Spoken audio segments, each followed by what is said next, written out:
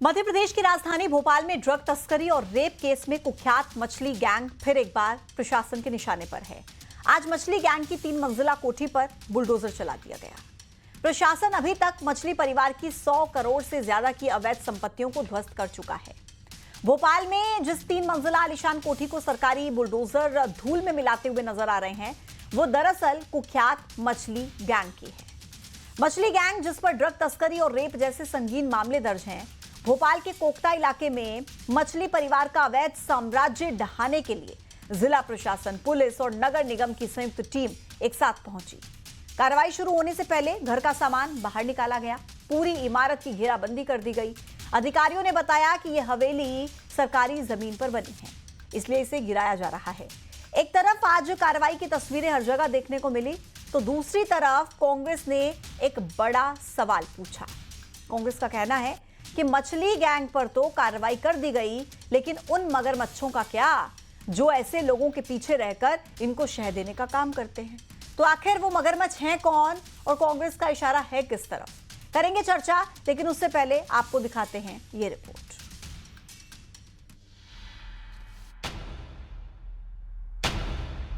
Rape, blackmailing, drugs कारोबार, मछली परिवार पर एक्शन जोरदार। बुलडोजर चला, ड्रग्स किला बह गया। कांग्रेस ने क्यों सवाल उठाया? जिन मछलियों को पकड़ा गया है और जिन पे कार्रवाई हुई है, उससे इत्र जाके देखें तो अभी मगरमच्छों पर कोई कार्रवाई नहीं हुई है। भोपाल में ड्रग तस्करी और रेप केस के आरोपी यासीन और शाहवर मछली के परिवार की 3 मंजिला कोठी पर आज प्रशासन का बुलडोजर चला है। इससे पहले कोठी में रखा सामान बाहर निकाला गया। 2 जेसीबी, 1 पोकलेन मशीन से अवैध कोठी को जमींदोज किया गया। प्रशासन के मुताबिक कोठी का निर्माण सरकारी जमीन पर किया था, इसलिए पूरी इमारत को तोड़ा गया। लेकिन दूसरी तरफ कांग्रेस का कहना है कि मछलियों के इतर आखिर कब मगरमच्छ पकड़े जाएंगे। का समय देखिए, आम आदमी बहुत खुश होता है इसको देखते हुए कि जो लोग गलत रास्ते पे हैं, इस तरीके से धन इकट्ठा करते हैं, इस तरीके से अकूत संपत्ति बनाते हैं, समाज को नष्ट करते हैं। और कई बार होता सब ये अधिकारियों की नज़र में है, लेकिन उसके बावजूद जब कोई मुख्यमंत्री डॉक्टर मोहन यादव जी जैसी इतनी दृढ़ इच्छा शक्ति दिखाता है, धूल धूसरित कर दिया। आप उसके वीडियो फुटेज देखिए, ये वाकई में बहुत संतोषजनक और मुझे लगता है कि जनप्रिय कार्यवाही है।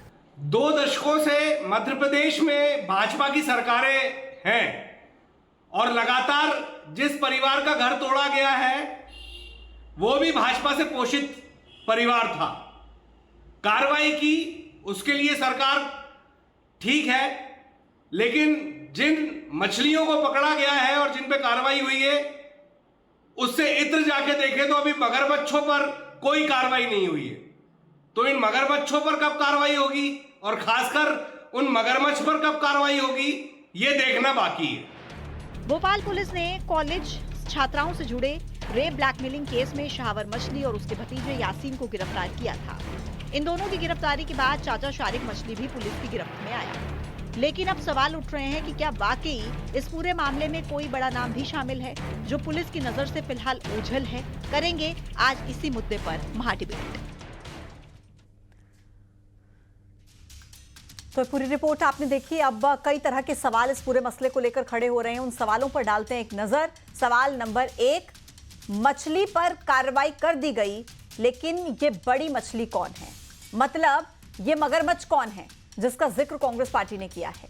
सवाल नंबर 2, मछली परिवार पर एक्शन से सियासत क्यों हो रही है? अगर एक्शन लिया गया तो क्या दिक्कत है इसमें? सवाल नंबर 3, बुलडोजर कार्रवाई, क्या इससे अपराध कम होगा? ये तीसरा सवाल। तो करते हैं महाडिबेट की शुरुआत। मेरे साथ खास मेहमानों का पैनल इस वक्त चर्चा में शामिल है। भूपेंद्र गुप्ता जी कांग्रेस के प्रवक्ता कनेक्टेड हैं, सरमन नगेले वरिष्ठ पत्रकार कनेक्टेड हैं, राजपाल सिसोदिया जी बीजेपी के प्रवक्ता जुड़ गए हैं, आर.के. शुक्ला जी राजनीतिक विश्लेषक कनेक्ट हैं, विनीत जिंदल अधिवक्ता हैं सुप्रीम कोर्ट के, वो इस वक्त हमारे साथ इस पूरे मसले को लेकर कनेक्टेड है। आप सभी का बहुत बहुत स्वागत है। सबसे पहले भूपेंद्र गुप्ता जी, आप ही का रुख करते हुए, अब आज जो बुलडोजर एक्शन वाली कार्रवाई की गई है, ये मछली परिवार के साम्राज्य को लेकर, कोठी को लेकर, 3 मंजिला मंजिला इमारत को लेकर। अब इस पर आपकी पहली प्रतिक्रिया क्या है सर? देखिए, ये तो अपेक्षित था ये कार्य जो है पहले से।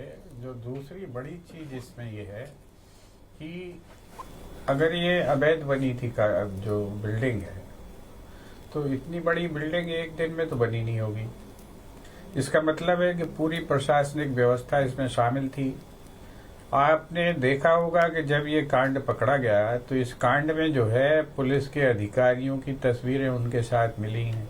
आईएएस अफसरों के बच्चे उनकी रेप पार्टियों में जाते थे। मध्य प्रदेश की भारतीय जनता पार्टी के जो है एक नहीं एकाधिक मंत्री लोग जो है उनके साथ शरीक होते थे, उनके साथ शामिल होते थे। इसके जो है तस्वीरें सार्वजनिक डोमेन में है। दूसरा, ऐसे वीडियो भी डोमेन में है, सार्वजनिक पब्लिक डोमेन में, जो ये बताते हैं कि आज से नहीं, सारिक मछली साहब जो है कुशाभाऊ ठाकरे, ये जो सारिक मछली परिवार है, ये कुशाभाऊ ठाकरे साहब के जमाने से जो है भारतीय जनता पार्टी की मदद करता चला आ रहा है। 200 गाड़ियां इन्होंने जो है उनके चुनाव में मुफ्त दी थी काम करने के लिए। तो जब इतने लंबे आपके रिश्ते हैं, कब कुशाभाऊ ठाकरे जी को शांत हुए बहुत समय हो गया, ईश्वर उनकी आत्मा को शांति दे। तो आप बताइए कि जब इतना बड़ा नेता, इतना ईमानदार नेता भी इनसे ओबलाइज हो रहा था, ऐसा जो है भाजपा के मंत्रियों ने ही जो है बयान दे के बताया है। तो आप कल्पना कर लीजिए कि किसके संरक्षण में ये जो साम्राज्य पैदा हुआ है। दूसरी चीज, भारतीय जनता पार्टी का एक प्रमुख मुद्दा है कि जो है गुमनामी, अपना नाम छुपाकर जो काम किया जाता है, जिसे ये लोग एक किसी तरह का जिहाद, लव जिहाद बोलते हैं। तो वो जिहाद तो मैंने ही तो इस परिवार का नाम आ रहा है। तो क्या भारतीय जनता पार्टी के ये जो माननीय नेतागण हैं, ये खुद जो है लव जिहाद करा रहे थे? ठीक है। जो है दर्जनों से, जब मतलब 2, 4, 6 दर्जन जो हिंदू लड़कियों की जो है इज्जत खराब हुई है, उनके साथ दुराचार हुआ है, उनका जीवन बर्बाद हुआ है, उसकी जिम्मेवारी कौन लेगा? ठीक है सर। तो जो लोग सामने आ चुके हैं, सरकार हिम्मत करके उन पे कार्रवाई करे, वो कितने भी बड़े लोग हों। ठीक है सर, ये तो सरकार को ये सिद्ध करना चाहिए। राजपाल सिसोदिया जी से इसका जवाब ले लेती हूँ। राजपाल सिसोदिया जी, क्योंकि अभिनव बरोलिया जी की भी बाइट हमने अभी चलाई थी, वो भी कह रहे हैं कि ठीक है मछली पर एक्शन तो हो गया, लेकिन मगरमच्छ पर कब एक्शन होगा? और अभी भी आप सुन रहे हैं कि कांग्रेस पार्टी ने, क्योंकि विधानसभा के भीतर भी ये मुद्दा उठाया था, बार बार वो कहते हैं कि भारतीय जनता पार्टी का संरक्षण था। और सर ये सवाल तो वाजिब है ना, कितना बड़ा साम्राज्य ऐसे कैसे खड़ा कर लिया नाक के नीचे, किसी को पता नहीं लगा? नहीं, बिल्कुल। भूपेंद्र गुप्ता जी ने भी अभी यही बात उठाई कि ये मकान कैसे बन गया इतना बड़ा। तो भूपेंद्र गुप्ता जी को मैं बताना चाह रहा हूँ, 1990 में ये मकान बना है और 1990 में भारतीय जनता पार्टी की सरकार मध्य प्रदेश में नहीं थी। तो ये जवाब तो मैं समझता हूँ कि मिल गया होगा भूपेंद्र जी को कि 1990 में किनकी सरकार थी। उसके बाद में जहां तक बात है, तो ये जो कार्रवाई दिख रही है आपकी स्क्रीन के ऊपर, और जो हम देख रहे हैं, ये एक भव्य मंजिल जो है इमारत गिरती हुई, धाराशायी होती हुई देख रहे हैं, ये कौन कर रहा है? ये भारतीय जनता पार्टी की सरकार में ही तो प्रशासन कर रहा है। ये हमारी दृढ़ इच्छा शक्ति ही तो कि हम अपराधियों के हौसले पस्त करने का काम कर रहे हैं। और हम ये भी कह रहे हैं कि इस प्रदेश के अंदर डॉक्टर मोहन यादव जी की जीरो टॉलरेंस की सरकार है। यहाँ पर मध्य प्रदेश शांति का टापू है और माननीय मुख्यमंत्री जी यहाँ अशांत नहीं होने देंगे। कितना ही किसी का कितना ही कोई संपर्क हो, अपराधी अपराधी है, उसको नेस्तनाबूद करने का काम मध्य प्रदेश की धरती पे होगा। और उसका उदाहरण जो है आपके टीवी स्क्रीन के ऊपर जैसी भी चलती हुई दिख रही है। इसके पहले भी, चाहे फिर वो ड्रग माफिया हो, चाहे फिर वह लव जिहाद करने वाले जिहादी हो, चाहे फिर वो लैंड जिहाद करने वाले जिहादी हो, किसी को भी मध्य प्रदेश की धरती पे बख्शा नहीं जाएगा। अगर इन सबके खिलाफ सख्त से सख्त कार्रवाई हो रही है तो वो भारतीय जनता पार्टी की सरकार में ही हो रही है, अंजाम देने का काम कर रहे हैं। निश्चित तौर पर समाज के अंदर इस प्रकार के लोग लंबे समय में जाकर एक्सपोज होने का काम होता है, परंतु जब भी ये एक्सपोज होते हैं फिर बच नहीं पाते हैं। ये भारतीय जनता पार्टी की सरकार है, सबूत आए हैं सामने। मैं फिर आपके पास वापस लौटती हूँ। आर के शुक्ला जी, आप क्या कहेंगे इस पूरे मसले को लेकर? क्योंकि कांग्रेस पार्टी भारतीय जनता पार्टी पर आरोप लगाती है। भारतीय जनता पार्टी कहती है कि कांग्रेस के समय में उन्होंने ये जो कोठी बनाई थी जिस पर आज जो है कार्रवाई की गई है, लेकिन अगर कोई परिवार मिलकर इतना बड़ा साम्राज्य खड़ा कर लेता है 20 सालों से तो पिछले भारतीय जनता पार्टी की भी सरकार है, ये कैसे खड़ा हो जाता है और कैसे संरक्षण मिलता है, किसका मिलता है? क्या संरक्षण के बिना ये मुमकिन है? आपको क्या लगता है? देखिए, अपराधी अपराधी होता है, ना वो किसी पार्टी का होता है, ना भी किसी समुदाय का होता है। रहा सवाल अभी जो कार्रवाई भारतीय जनता पार्टी कर रही है, निश्चित रूप से कार्रवाई स्वागत योग्य है, लेकिन हाँ लेट है। क्योंकि पिछले 20 सालों से, चाहे उसको संरक्षण कांग्रेस का रहा हो या भाजपा का रहा हो, 20 साल से अगर वो आदमी इस प्रकार की अनैतिक गतिविधियों में सम्मिलित था तो उस पर कार्रवाई पूर्व में होना चाहिए। जब उसके खिलाफ लॉ जिहाद का केस आता है तब उस पर कार्रवाई होती है। ठीक है, लेट आए दुरुस्त आए, ये भी मान लिया जाता है।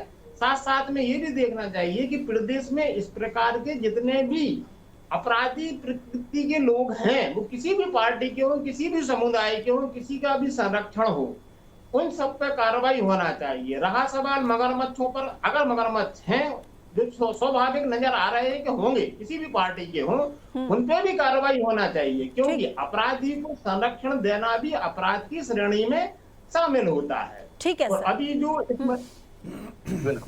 ठीक है सर, मैं लौटती हूँ आपके पास। विनीत जिंदल जी अधिवक्ता हैं सुप्रीम कोर्ट के। सर, आपसे समझेंगे कि क्या ये बुलडोजर कार्रवाई से अपराध का खात्मा हो जाएगा? क्योंकि हमने उत्तर प्रदेश के भी कई मामलों में देखा है सुप्रीम कोर्ट की सख्त टिप्पणी को। तो क्या लगता है इस मसले को लेकर आपको? देखिए, बिल्कुल ये बात मानने वाली है कि पब्लिक की अगर हम बात करें तो एक स्ट्रांग मैसेज जरूर जाता है, और जो लोग इस तरीके की काम करते हैं, चाहे वो अपराध हो।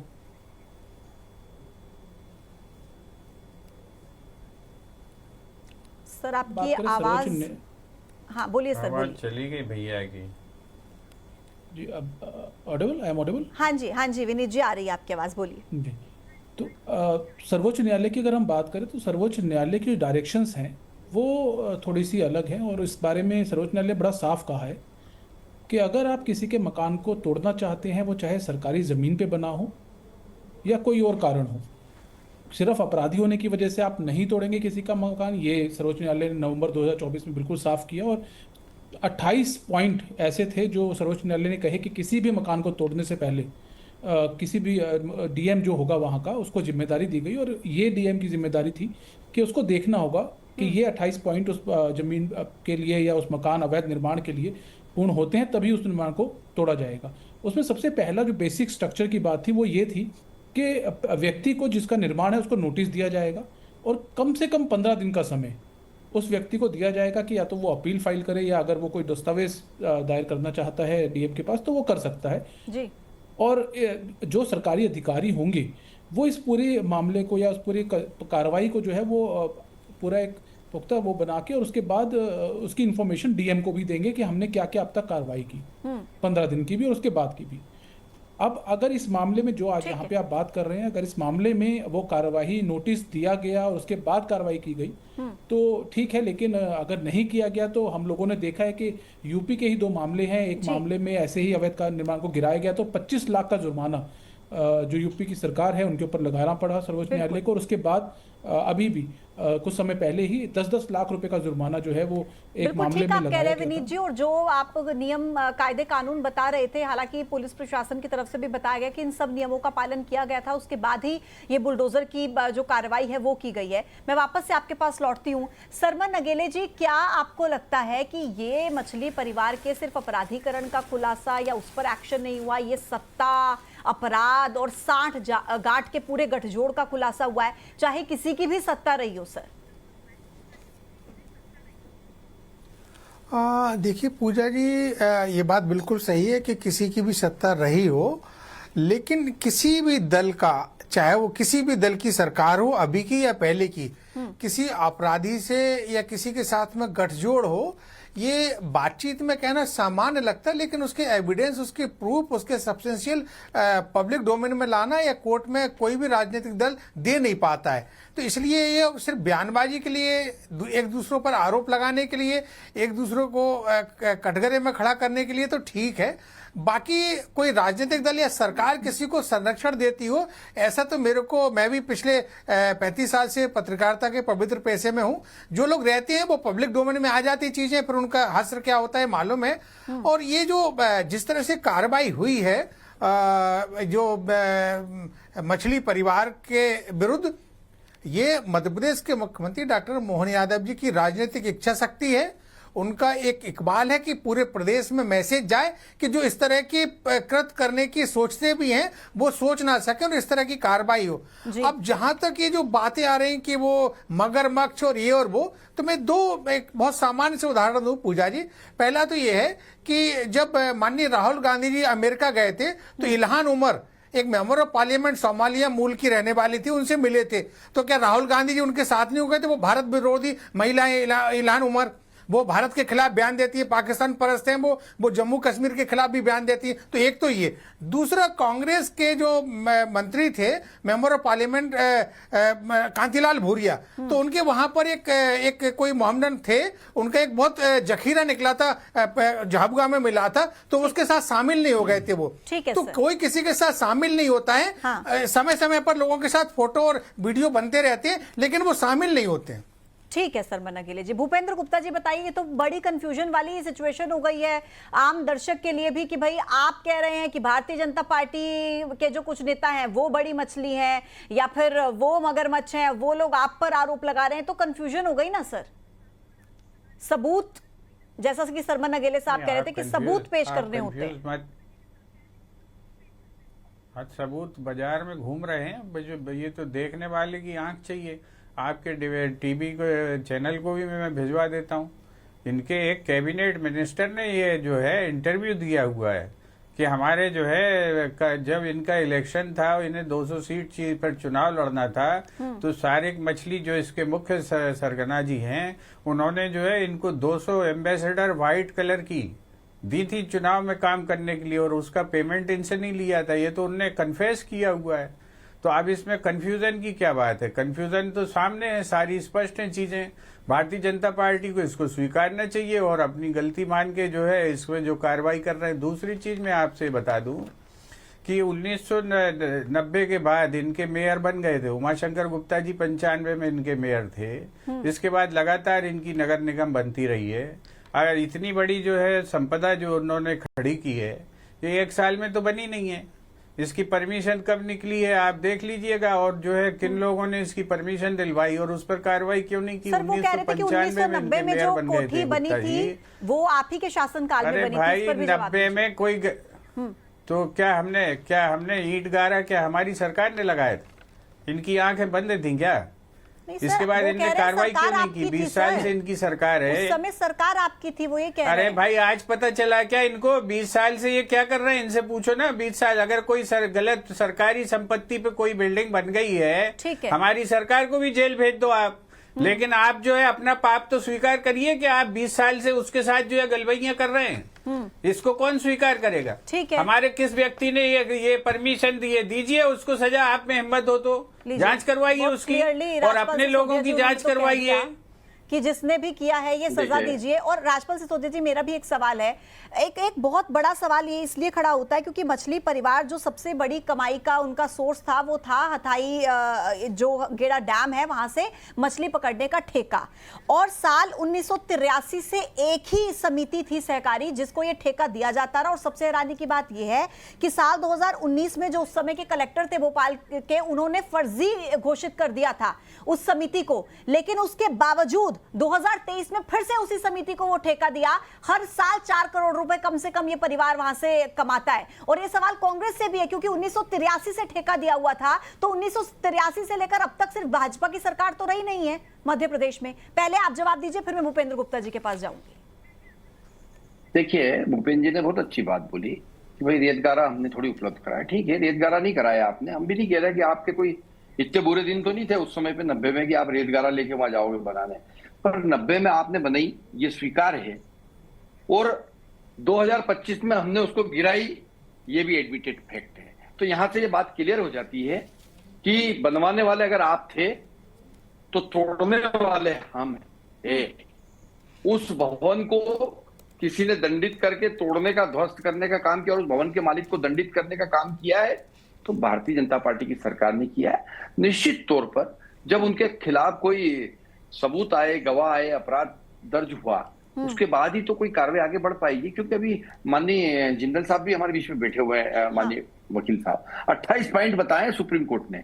उन पॉइंटों की क्यूरी करके उनको सब करते हुए मैं भोपाल डीएम को बहुत साधुवाद देता हूं कि उन्होंने इस कार्रवाई को अंजाम देने का काम किया। ये कोई देर नहीं है, ये त्वरित न्याय है। और निश्चित तौर पर एक जो इन्फॉर्मेशन मेरे पास आई है सर, मैं आपसे क्रॉस क्वेश्चन कर रही हूँ। एक इन्फॉर्मेशन मेरे पास आई है, अगर मैं गलत हूं तो आप मुझे करेक्ट कीजिएगा। 1990 में मध्य प्रदेश के जो मुख्यमंत्री हैं वो सुंदरलाल पटवाजी थे और वो भारतीय जनता पार्टी के थे। नहीं, 90 में 92 में थे, नहीं 92 में थे। मेरे पास जो रिसर्च आई है 92 में थे और उस सरकार को गिरा दिया गया था बाबरी मस्जिद ढांचे के, बाबरी ढांचे के गिराने के बाद सरकार गिरा दी गई थी। और मैं आपको ये कहना चाहता हूं कि ये निश्चित तौर पर हमारी जो नियत है वो नियत बिल्कुल एकदम साफ है। हमने जो है अपराधियों को बख्शा नहीं है, लेकिन सवाल ये है कि सर कार्रवाई करने का काम किया। मतलब राजपाल सिसोदिया जी वो ये कह रहे हैं कि मुकदमा दर्ज हुआ है, हाँ, आरोप अब लगे हैं, ड्रग में अब पकड़ाए हैं, लव जिहाद में अब पकड़ाए हैं। जब सरकारी जमीन पर अवैध रूप से सर, लेकिन सरकारी जमीन पर अवैध रूप से कब्जा तो कब से किया था ना? जब कोई पकड़ाया जाएगा जब भी उस पर कार्रवाई होगी ना, कि पहले से हो जाएगी कार्रवाई। लेकिन सर जब कार्रवाई तो जब भी होगी जब उसके खिलाफ मुकदमा दर्ज होगा। सर सुनिए, लेकिन सरकारी जमीन पर अवैध कब्जा तो कब से किया हुआ था ना सर राजपाल जी, सरकारी जमीन पर? हाँ जी, नहीं, अब वो सरकारी जमीन पे है कि अतिक्रमण है कि वो बिना परमिशन के बना है, ये विषय तो सारे जो है कानूनी विषय आए और उसके बाद अवैध पाया गया जब तो तोड़ने का काम किया। कांग्रेस के लोग ने आके तोड़ दिया क्या? भारतीय जनता पार्टी की सरकार ने उसको नेस्तनाबूद करने का काम किया ना।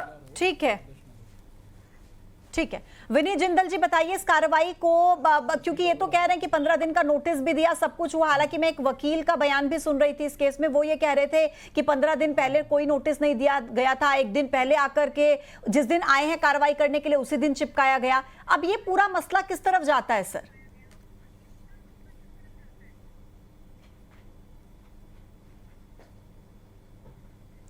विनीत जी आपको मेरी आवाज मिल रही है? जी बताइए सर। मेरे को सवाल आ नहीं पाया आपका कुछ। मैं सर ये पूछ रही थी कि भारतीय जनता पार्टी भी कह रही है, पुलिस प्रशासन भी ये कह रहा है कि पूरे लीगल तरीके से कार्रवाई की है। 15 दिन पहले नोटिस दिया गया था। हालांकि इस केस में जो वकील हैं उनका ये कहना है कि नोटिस आज ही चिपकाया गया, 15 दिन पहले दिया नहीं गया। तो कानूनी तौर पर अब ये मामला किस तरफ जाता है सर?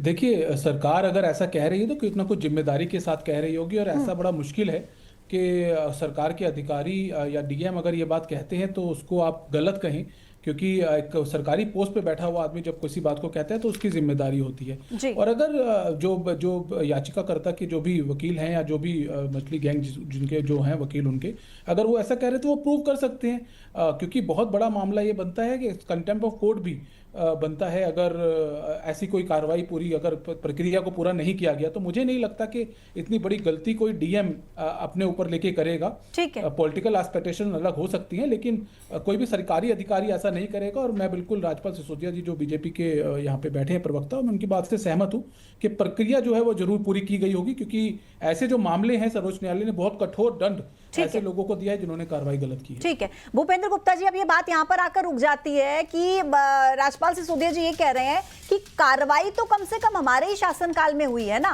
अगर हम संरक्षण दे रहे होते तो कार्रवाई क्यों करते, बताइए। देखिए जो है सिसोदिया जी जो है धुएं में लट मार रहे हैं और इनने तैयारी नहीं करी इस बात की, चले आए ऐसे। ये सोच रहे होंगे कांग्रेसी लोग तैयारी से आएंगे नहीं तो ये निपटा लेंगे। अब आप सुन लीजिए कि 1990 में 5 मार्च 1990 को 5 मार्च 1990 को जो है पटवा, सुन लो अब भैया चिल्लाओ मत, सुन लो। 5 मार्च 1990 को जो है ये मुख्यमंत्री थे पटवा जी। 5 मार्च 1990 से पटवा जी जो है मुख्यमंत्री बने और 92 तक वो चीफ मिनिस्टर थे। तो इसकी जो है इस बिल्डिंग की परमिशन से लेके इस बिल्डिंग की जो है ठीक है, बनने सर। का काम जो है पटवा जी के कार्यकाल समय में की हुआ। थोड़ी सी कमी है। अब ये चिल्लाते और रहेंगे इसलिए क्योंकि इस अब चर्चा इनकी को यहीं दुकान पर मुझे पकड़ी रोकना गई। होगा। आप सभी मेहमानों का बहुत बहुत शुक्रिया मेरे साथ इस चर्चा में शामिल होने के लिए। तो कुल मिलाकर आज एक बहुत बड़ा एक्शन मछली परिवार के साम्राज्य पर हुआ है। एक ऐसी कोठी को ध्वस्त किया गया जिसको लेकर आरोप है कि सरकारी जमीन पर अवैध तरीके से वो बनाई गई है, और लगातार ये एक्शन बीते दिनों भी आपने देखा था, देखने को मिल रहा है। मुख्यमंत्री की तरफ से खुद ये संकेत दिए गए थे कि जो भी इस तरीके के अपराधों में शामिल होगा उसके खिलाफ कड़ी कार्रवाई की जाएगी। महाडिबेट में इतना ही। देखते रहिए न्यूज़ 18। नमस्कार।